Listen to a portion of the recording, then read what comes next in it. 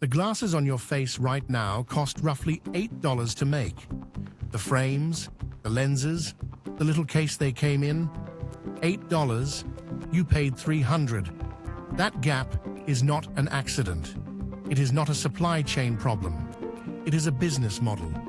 And once you see how it works, you will never look at an eyewear receipt the same way again. Here is the part they would rather you not think about. Eyeglasses are a medical device.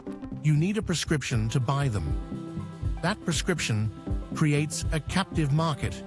You cannot just opt out. And inside that captive market, one company has quietly built a structure so complete it is almost elegant. They own the brands you think are competing with each other. They own the stores those brands are sold in. And they own the insurance that tells you what you can spend. One company, the whole board. The company is EssilorLuxottica. Most people have never heard the name, but they have heard the brands. Ray-Ban, Oakley, Persol, Versace Eyewear, Prada Eyewear, Burberry Eyewear, Chanel Eyewear, Michael Kors Eyewear. These are not separate competing companies fighting for your wallet. They are all the same company, wearing different labels. The logo on the frame changes. The factory it came from often does not. Then there are the retail chains. Lens Crafters, Sunglass Hut, Pearl Vision, Target Optical, Sears Optical. Every one of them, EssilorLuxottica. So when you walk out of one store because the price feels wrong and into the store next door for a second opinion, you have not left. You are still inside the same house. The price does not drop because the competition is controlled. Now follow where the money actually goes. A frame that retails for $250 has a raw materials cost of around $6 to $8. Injection molded acetate, a few screws, a spring hinge. The lenses, another $2 at the manufacturing level. That $8 cost travels through a supply chain, picks up a licensing fee for the designer name on the temple, and arrives at retail marked up somewhere between 900 and 1500%. The designer name is a toll booth. You pay it every time. The licensing arrangement is where the magic happens. EssilorLuxottica does not own Chanel. They pay Chanel a royalty, typically around 10 to 15% of the wholesale price, for the right to stamp that name on a frame they designed and built themselves. In exchange, Chanel does essentially nothing except lend the brand. The consumer pays a luxury premium. The luxury house gets a small cut. EssilorLuxottica keeps the rest.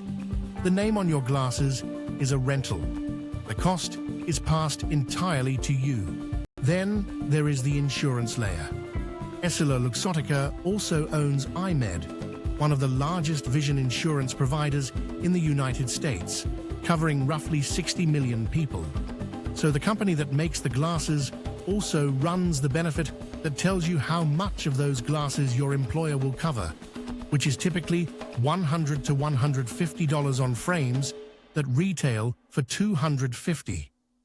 The gap between benefit and retail price is not a coincidence. It is calibrated. The benefit is just large enough to feel useful and just small enough to leave significant money on the table. Yours. Here is where the system locks in. Optometrists. An independent eye doctor needs patience. Patients have EyeMed. EyeMed has preferred provider networks. To be in network, the optometrist agrees to stock and sell frames from approved vendors, which are predominantly EssilorLuxottica brands. The doctor is not corrupt. The doctor is just inside the same structure everyone else is inside. The prescription that should give you freedom sends you straight back into the funnel. The Federal Trade Commission has looked at this. The European Commission blocked the 2018 EssilorLuxottica merger for months over competition concerns before approving it with conditions. conditions that, by most measures, have not meaningfully changed retail prices.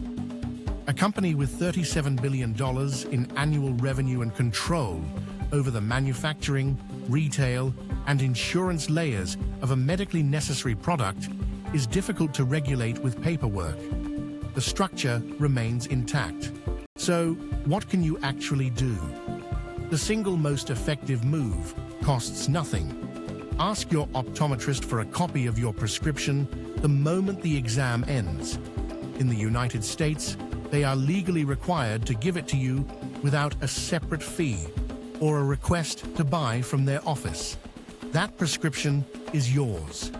It is the one door out of the funnel, and most people never use it because they do not know they can simply walk out and shop elsewhere.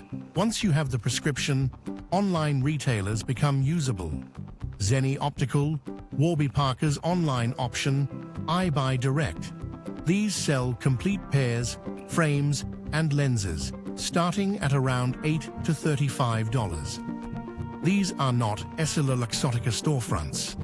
Zenni in particular is not in the licensing business. It makes its own generic frames and passes the cost reduction directly to the price.